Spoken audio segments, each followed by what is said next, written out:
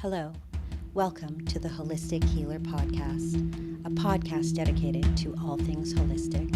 I am your host, Cheryl Lee. Today's guest is Pamela Drinnon. She is an intuitive energy healer, spiritual counselor, prosperity life coach, and emotion body code practitioner. We sit down today to discuss spirituality, reincarnation, body code, energy work, and so much more.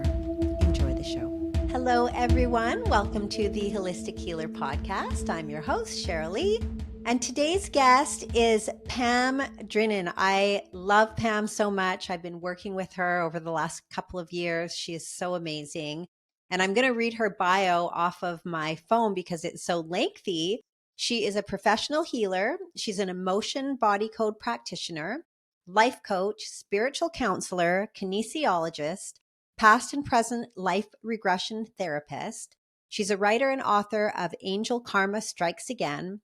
She has taught workshops for over the past 25 years regarding the subconscious mind and the power reflex method, which is a form of muscle testing. Thank you so much for coming on the show today. I'm so excited. Well, thank you for having me, and I was so excited to do this with you. You know we're going to have a lot of fun. I know we are. So I like to usually start these out with just giving the audience a little bit of a background as to what got you onto this path of healing and spirituality. Wow. You know, it really started for me getting into metaphysics was when I moved from East Tennessee to Memphis in 1975. East Tennessee is my hometown. But I realized, I had been brought up in a very fundamentalist church. We never went because we couldn't stand to go to the listen to them, preach hellfire and damnation all the time. So anyway, my sister and I found a wonderful church in Memphis called Unity. And you probably heard of Unity Church. Anyway, we started going there, and I was just hooked then. And I knew that I wanted to learn everything I could. But I found a book right away by Joseph Murphy called The Power of the Subconscious Mind. Okay. That little book became my Bible. I carried it around with me and read it over and over. And because I knew there was something about the subconscious. This is 1975, and I'm like, nobody else has talked to me about it. Yeah. But I wanted to know what it was. And I felt like he kept saying it's like your genie in a bottle. Once you learn to work with your subconscious, you can manifest, create anything you want, anytime. Mm-hmm. And so I kept studying it, learning it, and then I was sharing with my clients. And that was when I was in the beauty business then. I did hair, but I also did massage therapy too. For 15 years, I was a shiatsu massage therapist. That means I got to walk on people and everything. Yeah. I studied with a great doctor in L.A., Dr. Kaneko, and he was in Santa Monica. That's where I lived then. And I was sick at the time. This is what got me into it. I got a divorce, of course. That's when, and then my body falls apart after that. And that was in 1980. I got a divorce and moved to LA. My brother lived out there. So, but I was having some problems before I went, but it just got full blown once I got there. And so for 2 years, I was in constant pain. It was awful. I went to health food stores and tried to heal myself there. The doctors, they just said you have arthritis. And I kept thinking that's for old people. I'm too young to have that. But anyway, I didn't have arthritis, but anything they didn't know what it was arthritis, So anyway, so I started detoxing myself, what I could do. Now I got to feeling better, but not 100% never. It was always dealing with pain. And then a friend of mine who had been out of town came to visit and came back and took me to dinner. And we went to Chinatown and went in one of those little shops where the dead chickens are hanging in the window. Yeah. Ginseng's all stacked up, so cool looking. So he said, let's go in here and see if they have anything for you for their arthritis.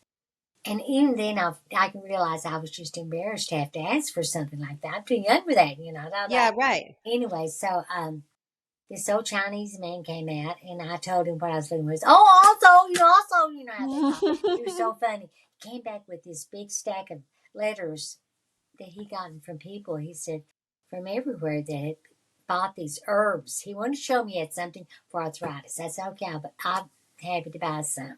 I think it was like $10 for a little bag of those Yeah, yeah. little black balls if you ever had Chinese herbs. So I went home and took 10 that night, like he told me. She woke up the next morning free of pain for the first time in 2 Wow. years. And I mean, I just knew I'd had a miracle healing. But in the meantime, I promised God, if He would heal me, that I would come back to Tennessee and I would help as many people, women, that I could that got themselves in some kind of weird situation, you know. Anyway, I had to get back. If I was going Yeah. to get a healing, I was going to get back. And so about a year after that, I got well. Then I did go back to Tennessee, and I started opened up my first business there. Wow. Called the Dow Center for Healing. I had that for like about 5 years there, and then I got more into. I found a beautiful salon that I worked in where I could do facials and hair and do massages there too. It was great because everything was there. So I just went. I got my little business, but it was fun, and I taught a lot of people while I had my business. Taught them how to do shiatsu, Yeah. and I helped a lot of women who had no other way to make a living, and several of them did. They picked it up, went with it, were great at it, and got a clientele going. So you just never know how these things are going to work out. Yeah, yeah. But I worked with some wonderful chiropractors. Oh my God! Uh-huh. And also I worked with a wonderful acupuncture there too, and they just taught me everything. All this holistic stuff and all this different kinds of ways to heal and everything. And I learned a muscle test when I was there Mm-hmm. because what happened was 2 years after I moved back, I had run out of the herbs, and then all this poison started to come back in my body again. Oh, So wow. I had to go back. I went back to LA because I was going to buy some. The guy had sold his business and moved, so I had to go back to Tennessee. Well, that's where I was living then. And I met this doctor, and he started, working with me. He was a chiropractor, and I muscle testing me, and he started building my system up. And I was feeling better, but it seemed like at one point, though, I remember I was hurting so bad. I was in my dentist office, and he said, "Pam, go see this dentist that's over in Clinton, Arkansas, Bodunk town of the hills." And he said he can help you because he said he's the one I told you about that I saw at this party one night, and he started telling me all the stuff that's wrong with me. And I'm going, how did you know that? Because he Wow. physical ththings, like back issues, kidney problems, things like that. So anyway, so the story just keeps going on. So I did go over to Clinton, Arkansas, and the doctor over there put me on 90 supplements a day. He said 90? I had some 90. systems that were down. He said, you're that close to having cancer. But I had been dealing with these toxins. Wow. What really was uric acid. Pay attention Uh, because a lot of things will make uric acid, but yes. my kidneys were not flushing it out then. So it was just all over me. That's Yeah, what the arthritis was. right. So anyway, I went and saw him, and I started taking the supplements. And anyway, a couple of weeks passed, and I said, I'm not feeling much better, so I called her up. Maybe it was a week or something. And I said, I'm not feeling good at all. I said, I feel worse. She said, you're just not drinking enough water. I didn't realize that all this stuff he's giving me was detoxing me. Yes. Every little thing I was taking, like all these supplements a day. So, but I did what Yeah. they told me. So then I did. So I started drinking water. A couple of days, felt great. From then on, I finished up what he had me take, and I kept taking up a few things. And then, and I would see my doctor. My doctor was telling me I had lupus. I mean, I was all over the map. Yes. But all I can say is everything took me to something that I was able to do later on. to help other people, and that's for healing, and it's kind of like, I feel like a little bit of a shaman. I can do a little bit of this and a little bit of that, and I work with it, but we all have our ways that we can heal. But anyway, so I kept working with this chiropractor who was teaching me about reflex method, and there's all kinds of different methods. They got different names, but this is one I learned, and that I like to teach people how to do. And but I was using it because I had all these food allergies. I was allergic to everything. Well, I'm just a great case for you, aren't it? Yeah, it's amazing. And so here I am. I'm just, can't eat anything. Everything tears my stomach up. And so finally, finally they started making gluten-free bread or gluten-free flour. I mean, a Pamela's pancake mix. That was the first thing I ever bought. And I was so thrilled that there was something gluten-free. Wow. I would literally go into the restaurants and look at my menu, and I would sit there and I would muscle test and see if I could eat something. Wow. That's how it had gotten that. Because I'm still eating all the old stuff I usually eat and everything. So I really had to change everything. But it wasn't like an instant thing at all. Yes, yeah. It's still like all these food allergies, which I know comes. I was allergic to milk when I was little, and wheat, and even way back then I had a stomach ache all the time when I was a kid. Yeah. I know I drove my parents crazy, but well, anyway. So, but what it did brought me here where I am right now. Thank you, God. So after I got Dr. Morgan and Dr. Morton, I had two wonderful doctors, chiropractors, who started teaching me muscle testing and how to muscle test the body the way they did. And they gave me videos. I sent them so many clients they need to kiss the ground, honey. Wow. Clients I sent them because they were great doctors, and my clientele was great. I had a great clientele. I was so blessed to live, in Memphis. But I made it happen. Well, Spirit made it happen. Yep. Yeah. And if they were ready, it was time when they were ready to accept something like me to come in and start doing this, and something different. I remember when I got ready to move to out here, my acupuncturist, he said, "Pam, you can't leave here. You have a reputation here. You need to stay here." And I hadn't thought about that. But anyway, because you never know. But so I started working with them, and then I talked to them at church because I told them that I wanted to teach everybody this form of muscle testing. Yep. But what I did is I started using the muscle testing to talk to my subconscious mind. I mean, really. I mean, when you first learn, it's all yes and no questions. Can I do this? Should I eat that? Is this good for me? If that's good, all that. It has to be something like that. But after I got to working or, using my, muscle testing all the time, asking everything and anything, then it started answering that. I could ask a question anyway. I didn't have to be yes or no question. And so I started seeing how to work with the subconscious, how, to learn how to really work with it. And reading everything again, studying on it. So I did that. And so I got to do a couple of times and big talk. So it just got me out there kind of on a circuit. And I went to different unities and taught, the power reflex method. Just over the years, and people have invited me to come to, to see them and do work with their clients or their friends and things like that.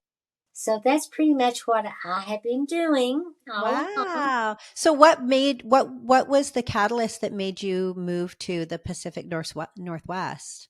Well, I fell and fractured my back. Okay. And that was awful. Anyway, because I'm in total denial about anything like that.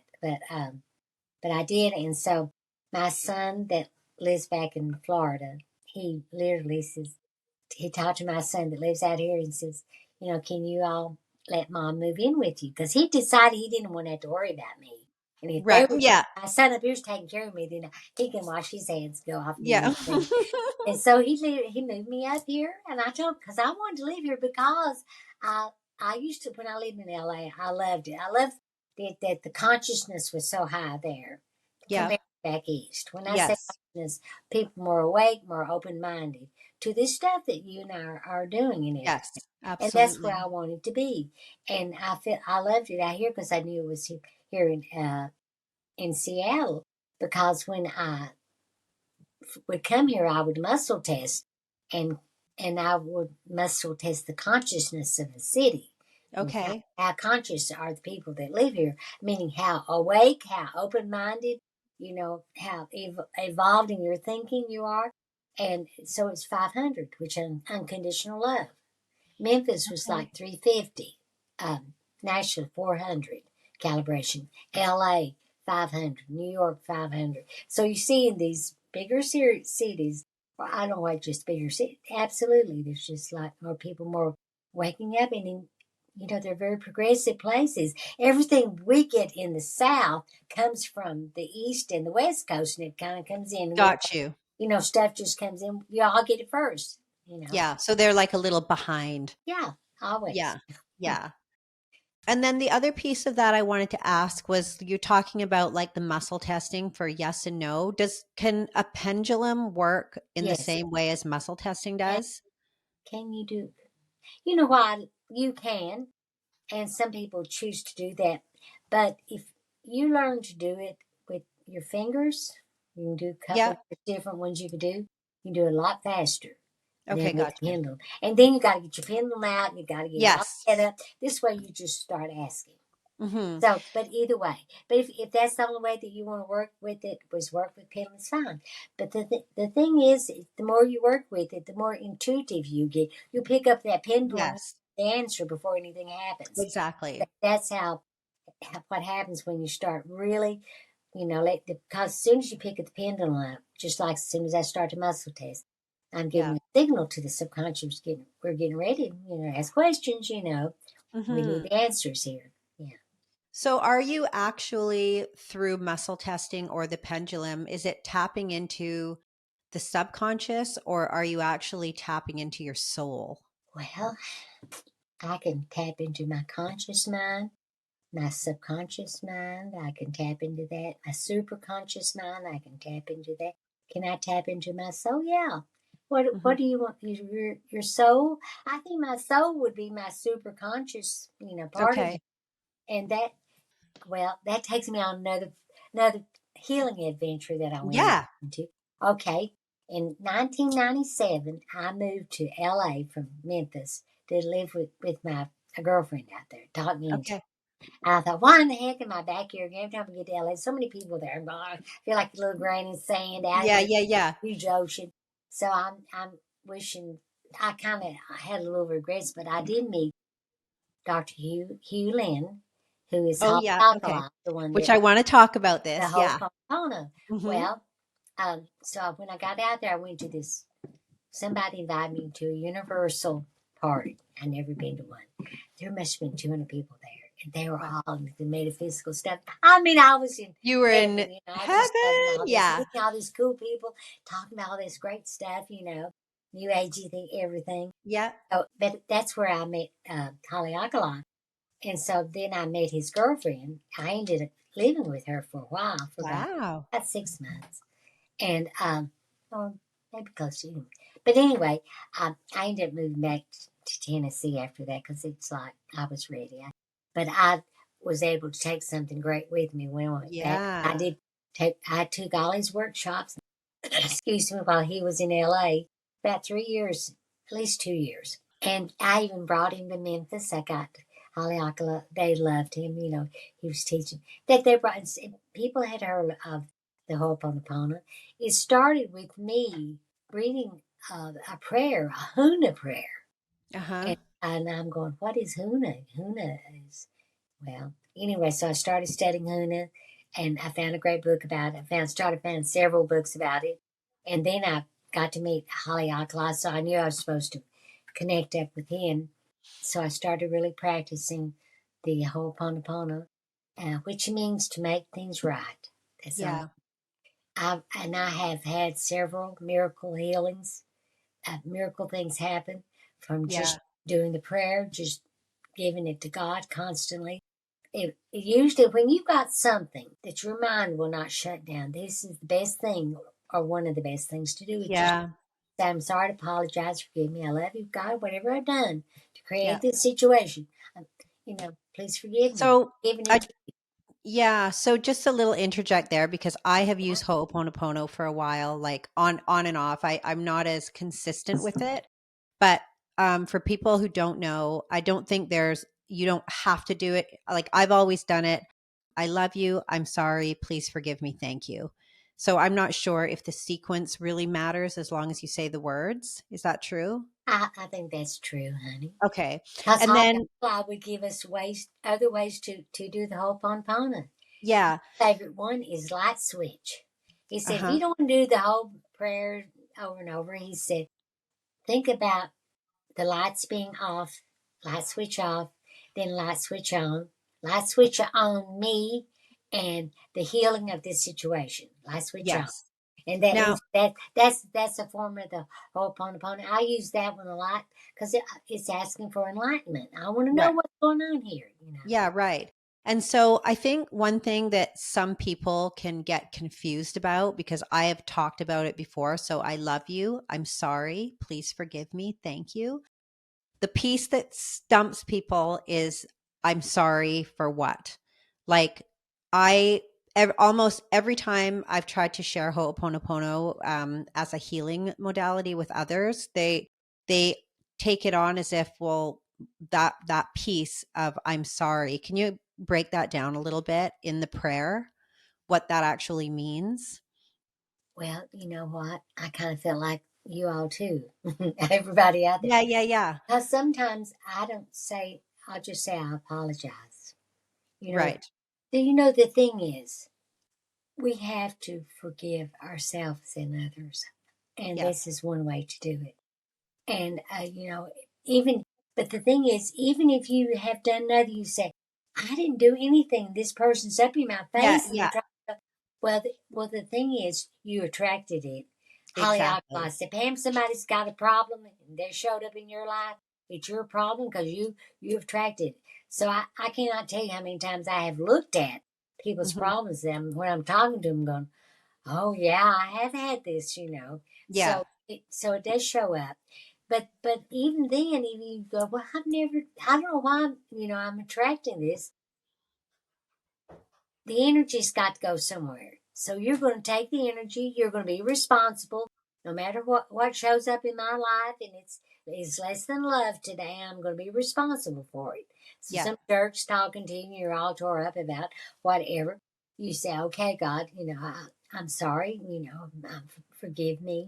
I love you. Thank you for healing this situation. And as soon as you do, and you say this just a little prayer or Mhm. do the light switch, you release it and you allow Holy Yes. Spirit to heal the situation because you can't. You don't know how to fix it.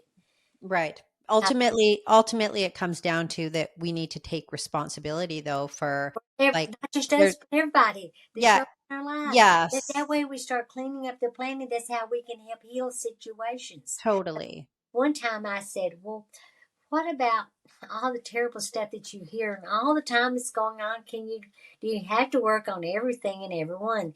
And he really liked it about that. He said, well, no. He said, if you feel sadness or responsible about, something that really affects you, like seeing somebody go through a terrible hurricane, Yeah, lose yeah. everything, something like that. He said, absolutely. But he said, only if you feel like you need to. You don't have to clean room. Just who you feel. If you feel that you need to do that, then do it because Yeah, right. that helps lift some of the negative energy off the situation. Yeah, because I feel like there's always our first response for many people is to project onto somebody else. Oh, So even the notion of like, oh, I need to take responsibility for everything, yes, it's so off-putting to so many people right, because I mean, we don't learn this information, you know? right. But the wonderful thing is we can help heal the planet. Right. Learn Exactly. prayer. And if we want to take it to that we want to use it, but every time we do, it makes things better. It So does with for me. Yeah, so with the Ho'oponopono, so when you start that, is there a number of times that you're going to sit and do that meditation or mantra like every day until you feel a clearing? Or is it something like for you, do you incorporate that every day into your practice? Pretty much every day, because Yeah. I clean on my clients, and Mm. we can. That's what's great is that, when like if I work with you, I would do Ho'oponopono on you. After you Yeah. leave, I do a little prayer in my head. But if you come in my mind, I'll clean on it. That's what Holly I call it. It's called cleaning on it.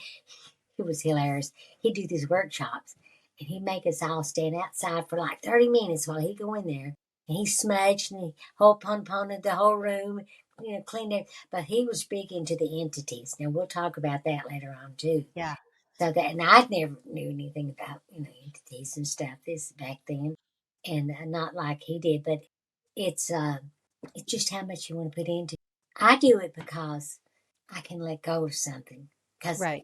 when I've got something in my mind and it just keeps going on and I don't know how to fix it, then I clean on it. I'm sorry, Right. apologize about whatever done to create so not talking to me, or, Hmm. that I, lost something or whatever, I feel weird about. Anything in my mind won't shut down Right. about that, So the myself. the cleaning is another way of like basically handing it over to spirit, to universe, to God to sort it out for you. And through the mantra, you're essentially speaking to that. Is that Yeah, right? that's Yeah. right. Okay. Okay. It, Now, it is it is a little confusing, and people say different. This is my take on it, just my take. So other people that have worked with alkali might get it a different way, but just know he was human, just like we are, honey. yeah, totally. Yeah. So then what would be, for example, if you were sitting in meditation and you were just being still and quiet and you weren't chanting, you were just clearing the mind and you were just sitting in stillness as opposed to sitting and practicing Ho'oponopono, what would be the difference, or is there a difference between those two Well, see, types? I don't just sit and say it over and over like a chant or anything You like don't? that. Okay. No, I just if like if I'm doing something and then I realize I'm thinking about something and I don't, and so I start cleaning. Sometimes somebody will come into my mind several times and I'll start cleaning on it to begin with because I know I'm going to talk to them, because they usually call me Mhm. when they come in real And strong. when you say cleaning, you mean that Just those I'm words, sorry, the words. apologize, forgive me, I love you, God, Yeah. whatever to create, And surely. really, can it be as powerful as just saying it once and apply it to something that's unsettled in your life or feels unsettled If in your life? something's unsettled, my mind does not shut down. And so, as what it does, it literally builds a new neural net pathway in the brain. It deletes that negative thought. You can say affirmations, say prayers, you can say the whole Ho'oponopono. I Got like you. saying that because I know I'm sending it to spirit immediately. Yeah, it's like the fast track, Yeah. kind of. And then I can let go, but it may come right back in a few minutes because I hadn't really let it go. So I just keep saying that till I'm not. And I I'm would imagine with practice, I know that when I am practicing that, you get in tune with, like intuitively, you're able to tap into when you've done it enough. Like there's it's like a feeling tone that comes over you where it's like, oh, I feel kind of like at peace with this now. And you yeah. can, yeah. I, you just have to gauge it on that, honey. You Uh should huh. feel peace about it. Yeah. You feel Okay, peace yeah. about it. My mind is quiet down now about that, and Hmm. I told so and so I would clean on their situation today. Yeah. And you don't have to do it all day long. You just do it. And when you think about it, just God Yeah. hears your prayers, honey. And, Yeah. we're down here thinking that no one is listening to us, but we are being listened to. Yeah. I read this book years ago, and I loved it because a woman died, and when she was out of her body, Jesus came and got her, and they were flying through the air. She said, literally just looking down at the earth. And she said, we're way, way up in the atmosphere. And she said, I kept seeing these lights as we passed. They would just shoot up off the planet. And I said, Jesus, what are those lights? And he said, oh, that's mothers praying for their children. So Oh, they wow. hear our prayers, honey, because they're going out there all the time. Yeah, right. Yeah, Wow. I love that. I do too. So I want to talk a little bit about the past and present life regression. Can you define, like, what is that? How would you define that? Well, the reason I wanted to get into studying hypnosis is because I knew that was a way to contact the subconscious mind. Right. And we did this thing called the EDO motor process, when I take people down, and I'm just going to tell you kind of what it's about so that you Yeah, yeah. understand what I'm doing. So when I take people down to do for the hypnosis, and I take them through this introduction, and getting them all relaxed and everything, then I'm asking to move a finger. And if they're super relaxed, they will. And I said, when this finger's yes, move your finger for no. So, I'll get this right here. That way I can ask them yes or no questions. Right. That's how I just did it like that. But now I don't have to, I'm just muscle. Yeah. But anyway, but I do. If I want to do someone, I can, that's the hardest part. Some people are very somnambulistic. You can take them right there. They Yeah. listen to your commands you give to them and everything. And some it's like I would get, okay, what? I'm not going to spend an hour just trying to get you hypnotized. But anyway, so I'm with that. But I've had so many wonderful experiences with taking people back into their lifetime. Let me tell you, can I tell you my favorite story of, Yes, of please. hypnosis? Okay. And I've been doing about a year. Anyways, this man heard about me somehow got my name that I did hypnosis, and his daughter had just moved in with him. She was 14, and she'd been living with her grandmother, who'd been taking care of her ever since her mother went off and left her. Okay. And so he said she had really low self-esteem, and he wanted to help her because he had two stepdaughters, and she didn't feel comfortable there because the stepdaughters were picking on her all the time. That's what it was. Yeah. And of course, I learned all this stuff later on.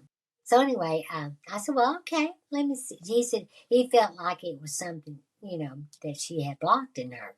So then I got to know more about her and kind of find out her mother was, I guess, a prostitute in this little trailer park. And she would just put her outside every day, and while she'd had her Johns inside. And then her grandmother finally came and got her.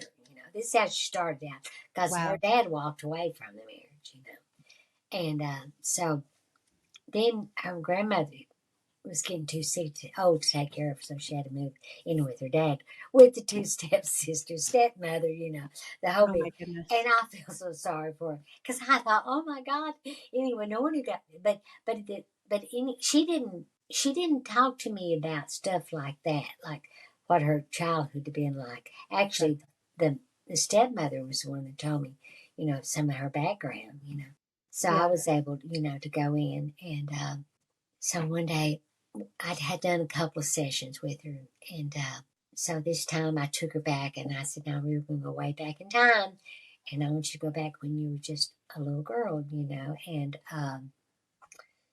I said, "Tell me about what's going on." And she said, "My parents don't want me." She never knew that she was not a wanted child until till this moment, and she was, I don't know how she was when I regressed her. And these little tears would trickle down from her eyes. And I said, well, uh, we asked a few other questions and everything. And then I said, well, let's call in your angel. Hmm. And she said, okay. She made her finger, and I said, Angel, can you help me help Katie to be happy in this lifetime?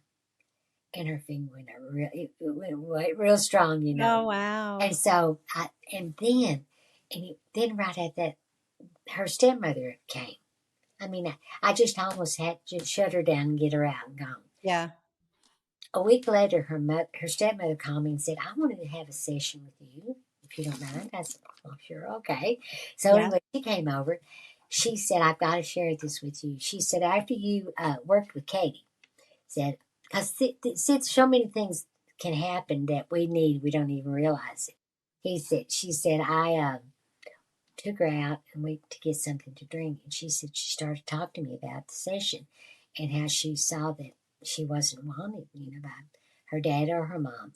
And she said, anyway, I think it kind of blew her away because Yeah, the cat right. was out of the bag now. Okay. This is where it began, because I said I want to go back to the beginning where this, low self-esteem came from. Anyway, so and she said that night, she said I laid down in bed and she said it's like the ceiling opened up and this presence came right down through it and stood at the end of my bed.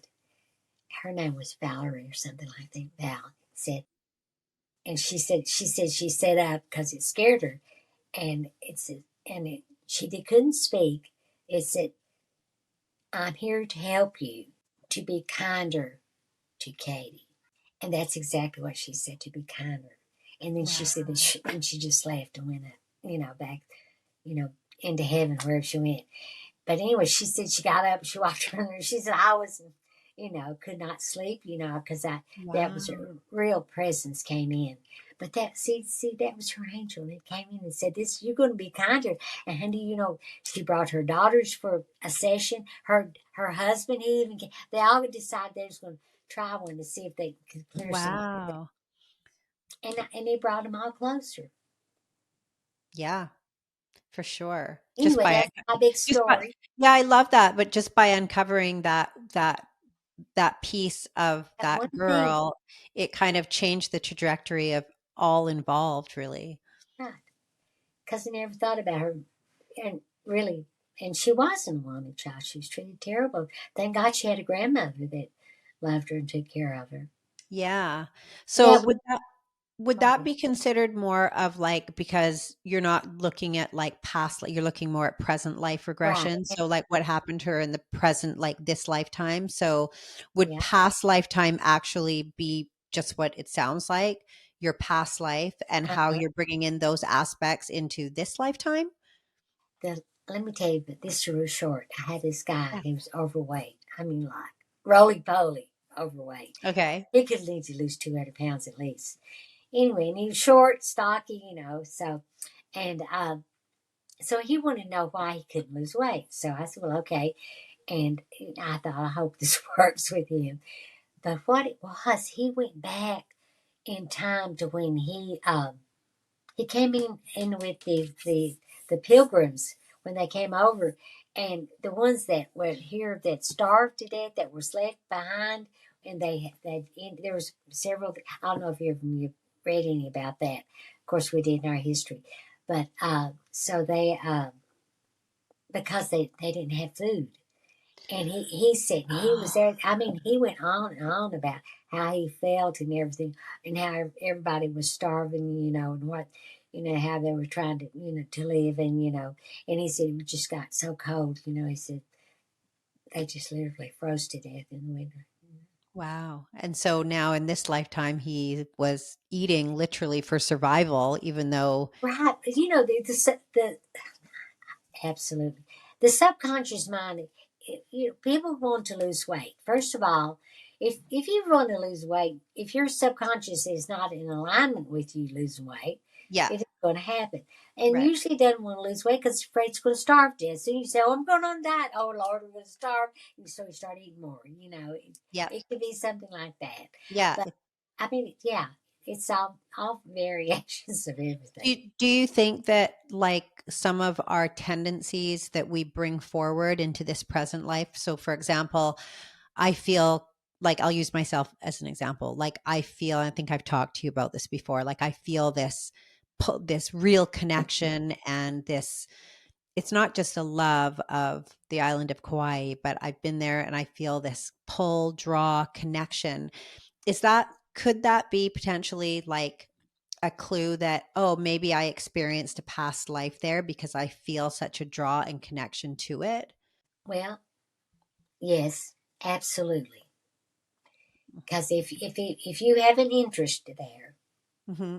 and everything, I can remember when I first moved to LA years ago after my divorce, I really felt like a deja vu. I knew I'd been there before. Yeah. I had lived here before. I just would go places and I hadn't.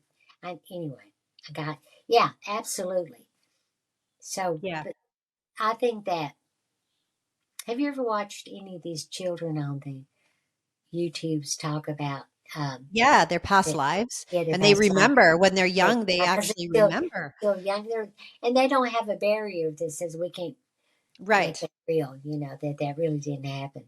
And yeah, absolutely. I think, So, yeah, you were just talking about how some of the things, our likes, our dislikes, can potentially be a direct connection to a past life. And I was asking you, how do you determine that? I usually don't. Okay. Usually the person comes to me that feels like they have one, and Hmm. and kind of gives me they don't say, well, did I have a past life, blah blah blah, when I was Cleopatra back. It's not none of that. Okay. It really it's they've got an issue. I have one woman who had a big scar on her neck, and she said, I know this where I was killed by an Indian in a past life. Wow. She had She her remembered. own. So we can have these regressions ourselves, and we shouldn't poo poo them. But when she said that, I said, God, is that true? And I got a yeah. So see, that's what I can do. I feel I'm very connected to Source now because I've been doing this for 25 years, muscle testing Yeah. now, and so and you don't You have to can do that long. confirm.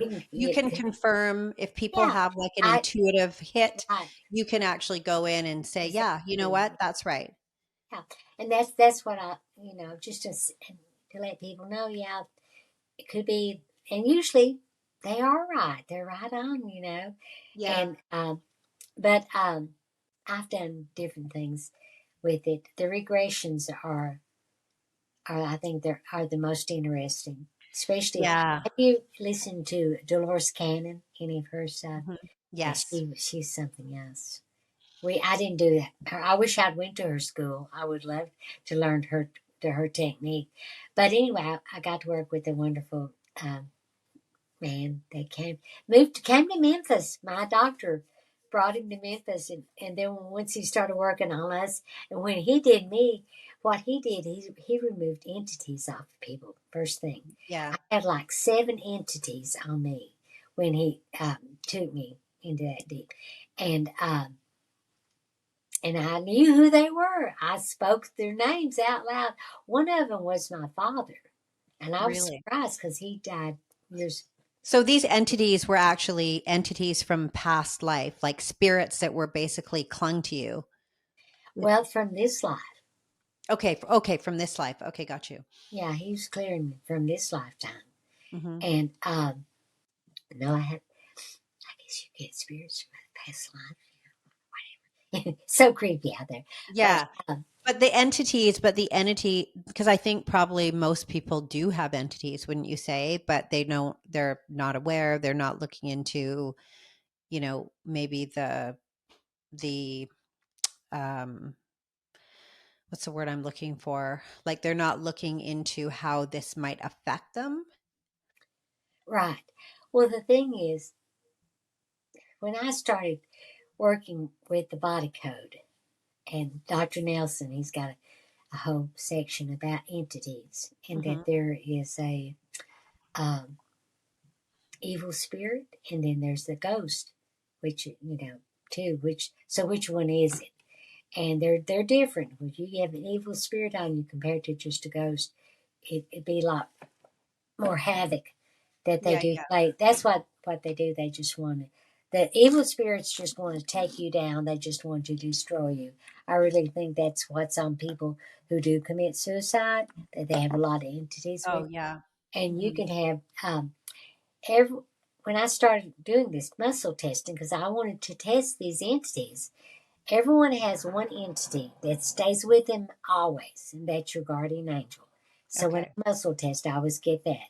Then if I muscle test and get another one, 2 more, then I know those are spirits that are not to be with you. Okay. Because your guardian angel never leaves. So, so I can always gauge right there. How many is with you? If it's just one, then I know you're clear. You know, that's all's with you. And the I lost my thought about Well, the. we were just talking about the entities and how the guardian angel is there, but like the other entities that may be like evil, maybe good, maybe because you had said a lot of people who potentially commit suicide probably have a lot of like what would be classified as like an evil Absolutely, entity yes. attached.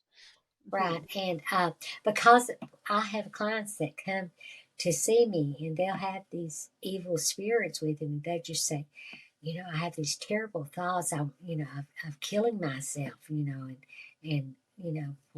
trying to end my life. And it's usually a lot like that. Mhm. Um, and we can have the entities that lived a life of depression. Yeah. People say, why am I depressed all the time? Mhm. But I mean, usually within one day after I clear someone of an entity, they're back again. Wow. Way I know when I have an entity is I'll start complaining about someone or something.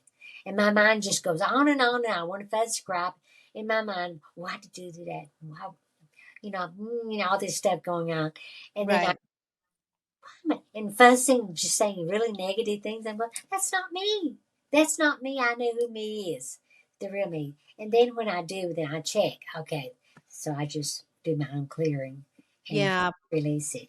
I've talked to some other people on my podcast about like that's one of the cautions of doing plant medicine, like for example going in and doing like a psychedelic like ayahuasca or DMT, Oh because yeah, you have, when you're leaving your conscious mind, you are a magnet for entities. And um I've read and I've spent time with shaman who have had to go in and try to actually spend a lot of time trying to clear those from people who got them through actually trying to, maybe like awaken or try to, right. process trauma. But at the end of it, they're coming out with all these attached entities, if that makes sense. The first person I ever had was a woman, and she had been over somewhere in the jungles and had tried ayahuasca.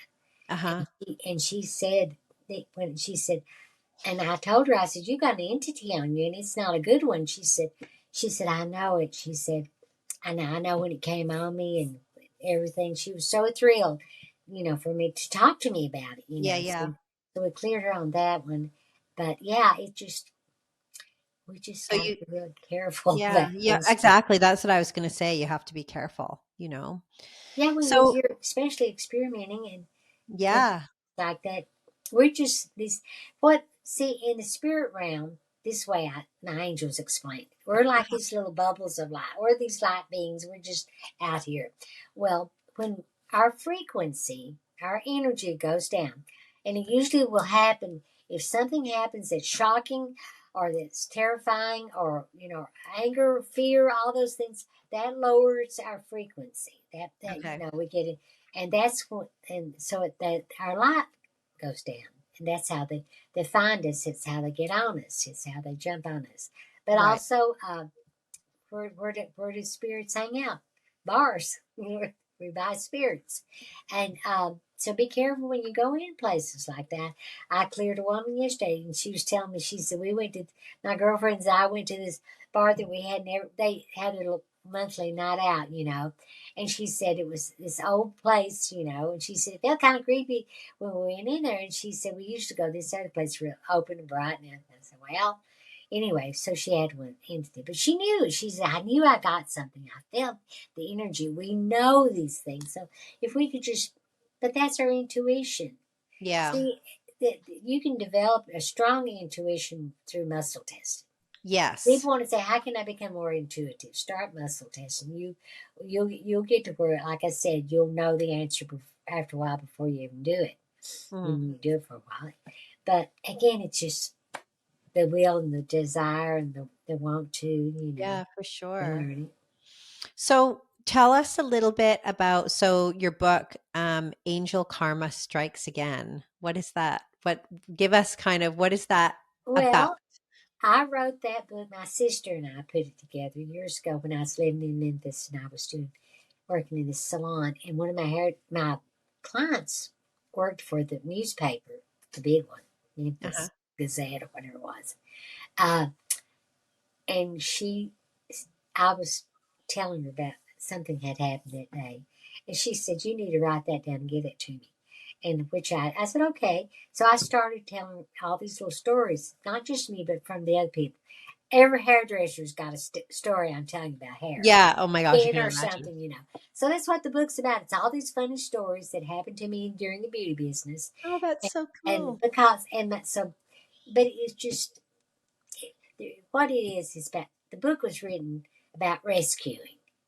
And honey, hairdressers, beauty people, we're the biggest rescuer. We're going to go in and Yeah, take care of everybody. sure. And so that's what each story was like. Well, I went in here and I was going to do this. Yeah, I could fix it, and then come up with this big mess.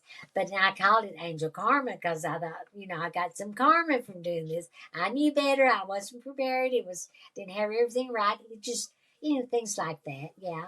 But That's so cool. I have never really put the book out there. In fact, I've sold all my copies. I want to get more because I feel like maybe uh, it's an idea as time has come. People can Yes. read these stories because I did talk about some freaky things, that people happen in the beauty business. I mean, nothing that wasn't correctable Sure. except at Yeah. times But for somebody but silly. it would be, I think there's more, I'm sure now there's more awakened or Oh awakening, yeah. yeah, people. So, well, yeah, it might be really cool to put that back Well, out there. it's just fun, and it's for a little comic relief. But it was also, I brought in other stories from people that that you go, how did you get yourself in this mess? It's one of Yeah, the, there were all stories like that. Oh my that is so God. So yeah, cool. you I like it. love Every that. woman likes the book, but I would men love men go, that. oh, because I did put a few things in there that we did to guys. So I that's love it. it. So tell me, what is your, like, do you have a daily spiritual practice, like meditation practice, or are you just like kind of in that state just throughout your day? Or what does that look like for you? I love you saying that. I do have a little practice. Uh, I have a prayer that I say, and I always pray at night before I go to sleep. I just tell God what I want, how I want my day to be the next day. Yeah. The things that that I want to send love to people, my family, um, and I the violet flame. Do you ever do the light of the violet flame? Have you ever done a prayer? No, I've never heard of that before. Hold on a second. Well, it's been around for a long time, but it's called the Violet Flame Invocation. Uh, I feel like this little prayer has helped me so much because what it does at the end of it, send the golden light to me now, filling and surrounding my entire body with its divine radiance, raising my vibration and frequency to the highest level possible for me at this time. That's just one little line in it. But I think saying that repetitively over and over, this one little prayer, it has everything in there about that I want to happen. So, and I don't do a lot. I used to, but I've never been a I'm more of a walking meditative person than just sit and just meditate. But I love to do the meditations on YouTube. I'll do a lot of them because I know several of people that do them. And but you got to be careful when you do people's meditations too, because that opens you up. Yeah, right. Yeah. Yeah. So, Yeah, that's an and opening you there can too as well. sometimes not have the greatest experience with it, but honey, I just feel so connected to Source all the Yeah. time. Yeah. And Yeah. because it's my work, it's my angel work. Mhm. And Well, yeah, that's, you're living this with like every day. This is how you live your life. So, yeah, and it is. And I'm always, I know I'm working with these teachers and guides and whoever, um, is with me for the day. I don't really call on guides, or I really just kind of work with me and God. We work things out, Oh. And I when I first started muscle testing, I would Sweet Pea, that was her name. I went to the shaman, and she did this trick, took us on this journey to meet the subconscious, and when I met Sweet Pea, because we had to ask their name, and I thought Sweet Pea. Anyway, but she said she was 3 years old, and all she wanted to do was play. She said, all you do is work. She said, we never have any fun. And I was living in LA at the time, and I did. It's like, just to survive out there, you have to work it's expensive, like here. Anyway, so I started working with Sweet Pea, making a relationship with her. And that's what Holly Alcala told us to do. Yeah. It says, give your subconscious mind a name, start treating it as your little child, that you're going to take care of it. See, the mother is called the Uhani. Okay. That means that's your conscious mind. That's the mother. The subconscious is called the Unipili. That's the child that's with me. And Unipili means grasshopper. Like it's always jumping around everywhere. Yeah. To get where it wants to be. Then the Amakua is the superconscious mind. That's the father. The mother is the conscious mind, the father is the superconscious mind. Okay. And the baby is the subconscious. To enter the kingdom of heaven, you have to become an innocent child. That's what Jesus said. That innocent child was the subconscious mind that he was talking about. To enter the kingdom, I cannot consciously go and talk to God, but my Sweet Pea can. Right. So when I started making my relationship with her and started, really using I use muscle testing to talk to Sweet Pea, are you there, and can we do this? Will this be for our highest good? And then later I got my superconscious mind was beautiful beloved. And see, this is how Holly Alcala says. We have the conscious mind, we have the subconscious, we have the superconscious, and then we have divinity. To get to divinity, we have to connect with the superconscious mind. But that's where we want to be. We want to be at divinity with and then we're there. But and after doing this forever, one day I was just told I couldn't work with my subconscious mind with Sweet Pea or Beautiful Beloved anymore. And because I wasn't getting any answers, I was muscle testing, like, what's going on here? I felt totally cut off, disconnected at that time. And then God just spoke and said, you're going to talk to me from now on. Wow. Just me and you. Wow. You don't have to go to Sweet Pea. You don't have to go to Beautiful Beloved. It's just me and you. Wow. That will be with everybody, because I kept my promise. I kept my focus, and I wanted to make a difference in people's lives, and I've got to be an instrument for God to do that with. Wow. Wow, it's beautiful. I love that. So I have one question that I like to ask all my guests at the end of the podcast. And the question is this: what is your authentic life print? What is your unique expression as Pam Drinnon in the world? What comes in my mind is that I'm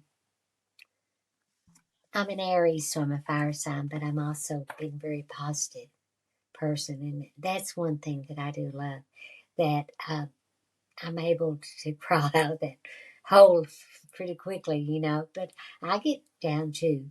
But I do see myself like a prosperity angel, here to help people to have a more abundant, a better life, if it's just your health or whatever. Yeah. That's what I guess reading that book, Power of the Subconscious Mind, Joseph Murphy, highly recommend it. Yeah. I'll put that in the show notes too for people if they want to pick it up. It's And amazing. another book I love is Power versus Force with Dr. David Hawkins. Yes. That's the book where it tells you what level of consciousness you're at, Yes. and everything. I use that all the time. And yeah, those are just a couple of good books. Where could someone find you? Because you work online too. Like if somebody wants to have Yes, a I reading do. with you, how could they get a hold of you? Well, they can contact me through my email, which is angelworks22@hotmail.com. Okay. Perfect. And I'm going to link that below as well. And then you have Facebook, don't you? Do you have a Yes, I Facebook? have Facebook and I have Instagram, both. They can connect with me on there. I tell them Facebook, what it is. Facebook is, And I'm going to link all this too so that people can find you if they want yeah, to. I don't have it on here on my card. Anyway, but I, when people leave me, well, we go back to what you were talking about before. They always say they feel better. If they Yeah. don't, then they'll call me back the next day and say, "Boy, what you did really worked. I feel great today." Yeah. And so that's what I feel like that I Yeah. want to be able Oh, to, everybody. yeah. And I am witness to that because I mean, we've had a relationship over the last couple of years, and every time I work with you, I feel like something's been lifted. So whatever it was that I was carrying, it's just you have the ability to be able to move that, which is amazing. Well, we all have the ability, and we have the ability to raise each other's consciousness. Is what I really feel like I'm doing when I'm working with someone, get Yeah. you into, out of that low consciousness into a higher consciousness. Literally, I can muscle test you when I first start talking with you, and then at the end of it, you will always be 20 points higher than some people 100. Just Yeah. depends how if you got it, if you really woke up. And we can all do that. Just by keeping your energy high, you pull people up that are with you, around you, and everything. And that's our job. That's our work. We're supposed to, Yeah. As healers, right? yeah. And we can do it. We Yeah. got it. We got it. Aw. Well, listen, thank you so much for coming on with me today. I absolutely love you and I love your story, and this has been amazing. So thank you so much for sharing Well, space with thank me you, and I love today. you day too, and I feel the same way back at you, honey. Okay, honey. Thank you.